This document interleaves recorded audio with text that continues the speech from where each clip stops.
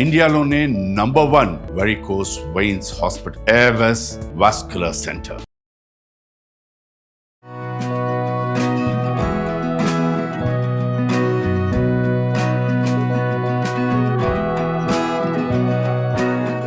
Suman TV ప్రేక్షకులందరికీ వినాయక చవితి శుభాకాంక్షలు.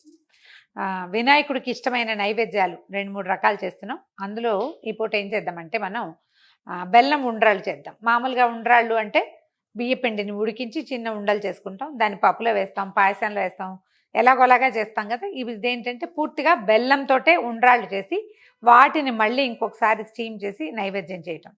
కొన్ని ప్రాంతాల ఆచారంగా ఉంటుందండి, అన్ని చోట్ల ఇలా చెయ్యరు, ఒక్కొక్క ప్రాంతంలో ఒక్కోలా ఉంటుంది కదా. ఈ వెరైటీ కూడా చేసి చూపిద్దామని మనం ఏ కప్పు బియ్య పిండితోటి మనం చేయదలుచుకున్నామో ఈ కప్పుతో 2 కప్పుల నీళ్ళు పెట్టుకుందాం. మొదట బెల్లం కూడా సేమ్ కప్పే, కొంచెం అంటే బెల్లం కరగటం కోసం అన్నమాట.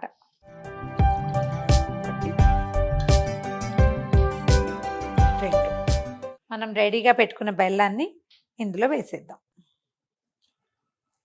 బెల్లం ఏమి మరకలు అంటే మురికి నలకలు మట్టి గిట్టి లేకపోతే మంచిదండి, లేకపోతే ఒకసారి వడపోసుకోండి, అది మంచిది. బెల్లం నీళ్ళని కొంచెం తెరలనిద్దాం. దీనికి పెద్ద పాకంగా హడావిడిగా ఏమి ఉండదండి, బెల్లం కరగటమే ఇంపార్టెంట్. బెల్లం నీళ్ళు మరుగుతున్నాయి కదా, ఒక పావు కప్పు శనగపప్పుని 1 గంటన్నర ముందే నానబెట్టుకోవాలి. ఈ నానబెట్టిన శనగపప్పుని ఇందులో వేసేద్దాం. ఇదేంటంటే శనగపప్పు నానింది కాబట్టి ఉడికిపోతుంది, అంత అనుమానం ఏం లేదు. ఇది ఉడకటానికి కొంచెం సమయం పడుతుంది. పప్పు కొంచెం మెత్తగా అయ్యాక అప్పుడు బియ్యపిండి వేసుకుందాం. మీడియం ఫ్లేమ్ మీద పప్పును ఉడకనివ్వండి. ఒకసారి శనగపప్పు ఉడికిందో లేదో చూద్దాం. ఇట్లా నొక్కితే నొక్కుడు పడాలి, చూడండి కనిపిస్తుంది కదా. శనగపప్పు ఉడకపోతే తర్వాత మళ్ళీ మనం ఉడికించేటప్పుడు దీని కస ఉండిపోతుంది. ఇంకో పప్పు చూద్దాం, ఉడికిపోయింది. ఇది నానబెడితేనే ఇలా కుదురుతుంది మనకి. దీంట్లో ఏం చేద్దామంటే ఒక ½ చెక్క కంటే సగం అంటే కొబ్బరి చిప్పలో ఒక పావు చిప్ప అనుకోండి కొబ్బరి కూడా వేసేద్దాము. ఇది మీ దగ్గర కూర ఉంటే మంచిది, మిక్సీలో వేస్తే కొంచెం కొబ్బరి తాలూకు పై రంగు కనపడుతూ ఉంటుంది. తర్వాత ఒక 4-5 ఏలక్కాయల పొడి, మంచి సువాసన వస్తుంది. 1 స్పూన్ నెయ్యి వేద్దాం ఇందులో.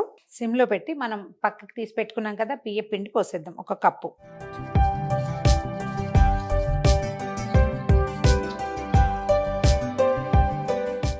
ఇది కాస్త పలచగా ఉంది అలా అని మీకు అనిపిస్తే కనుక కొంచెం బియ్య పిండి పైన వేసుకోండి, కానీ జనరల్గా అవసరం ఉండదు. 1 స్పూన్ పిండి ఏమైనా అవసరపడచ్చు, అవసరమైతే వేయండి, లేకపోతే అక్కర్లేదు. కొత్త బియ్యపు పిండి అయితే పడుతుంది, పాత బియ్యపు పిండి అయితే పట్టదు, అది లెక్క. మనం వేసిన బెల్లాన్ని బట్టి వీటి రంగు వస్తుందండి. బెల్లం కనుక కొంచెం తెల్ల బెల్లం అయితే మనకి చలిమిడి, ఇది మనం ఉడకబెట్టిన పదార్థం ఉండ్రాళ్ళ పిండి లైట్ కలర్లో కనిపిస్తుంది. ఒకవేళ బెల్లం మంచి ముదురు రంగు బెల్లం అయితే దీని కలర్ ఇంకొంచెం అట్రాక్టివ్గా కనిపించే అవకాశం ఉంటుంది. వచ్చేస్తుంది చూడండి. ఎక్కువసేపు పొయ్యి మీద ఉంచితే అడుగు అంటిపోతుంది. స్టవ్ ఆపేసేద్దాం. వీటిని 2-3 షేపుల్లో చేసుకోవచ్చండి. దీంట్లోని పాలకాయల షేపులో, జిల్లేడికాయ షేపులో కూడా చేస్తారు కొంతమంది. మన అలవాటుని బట్టి మనం ఎలా చేసుకోదలిస్తే అట్లా, చేత కావాలంతే, ఏది కుదిరితే అది చేసుకోవటం.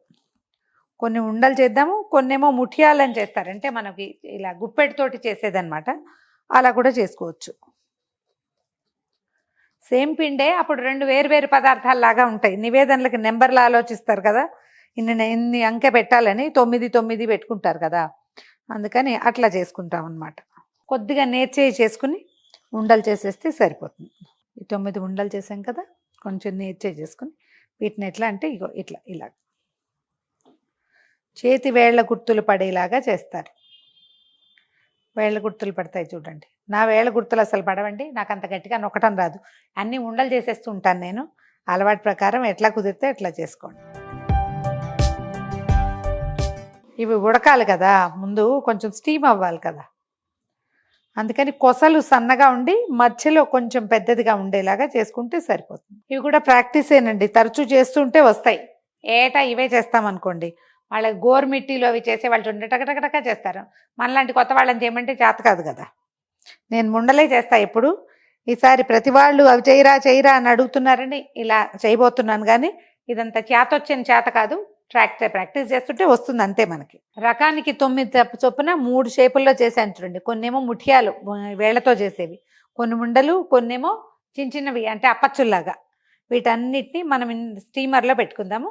ఇది ఐకియాలో దొరుకుతుందండి. దేంట్లో కావాలంటే దాంట్లో పెట్టుకుని, అంటే పెద్ద పాత్రలో పెట్టుకుని స్టీమ్ చేసుకోవచ్చు.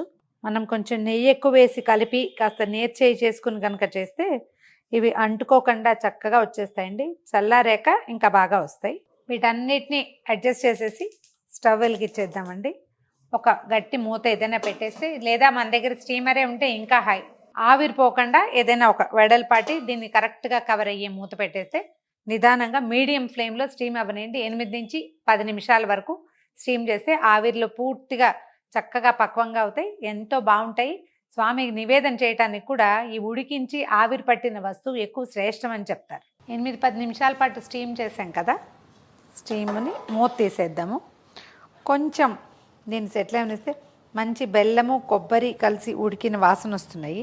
కొంచెం ఆరనివ్వకపోతే ఇవి మీకు జిగురుగా తడిగా కనిపిస్తాయండి. కాసేపు స్టీమర్లో వదిలేస్తేనే మంచిది, లేకపోతే అతుక్కుంటున్నట్టు ఉంటాయి. ఈ తడి చల్లారాలన్నమాట, తడి ఆరిపోవాలి. చల్లారేసరికల్లా తడి ఆరిపోతుంది.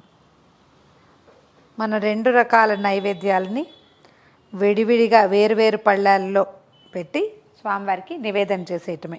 బెల్లం ఉండ్రాళ్ళు, కొబ్బరి, శనగపప్పు కలిపి చేసుకున్నాము. దీన్ని 3 వేరువేరు షేపుల్లో చేస్తే ఇవి 3 రకాల నైవేద్యాలు అవుతాయి కదా. ఇవి 3. తర్వాత ఏమో రవ్వ కుడుములు చేస్తాము 4, పాల తాలికలో బెల్లం తాలికలో చేస్తాము 5 రకాల నివేదనలు, ఒక్కొక్కటి 9 చొప్పున. ఇవి చిన్న చిన్న షేపులో చేసేవి 9. వాటిని ఏదైనా బౌల్స్లో చిన్న చిన్న బేసిన్స్ లాంటి వాటిలలో పెట్టేసి స్వామివారికి నివేదన చేసుకోవచ్చు. 9 రకాల నైవేద్యాలు చేయాలన్న లెక్క ఉన్నప్పుడు ఇలాంటివి చేసుకుంటే మనం ఈజీగా 9 నెంబరు మీట్ అవ్వగలుగుతాం. ట్రై చేసి చూడండి. ఈ వీడియో కనుక మీకు నచ్చినట్లయితే లైక్ చేయండి, షేర్ చేయండి. మరిన్ని ఇంట్రెస్టింగ్ వీడియోల కోసం సుమన్ టీవీకి సబ్స్క్రైబ్ చేసుకోండి.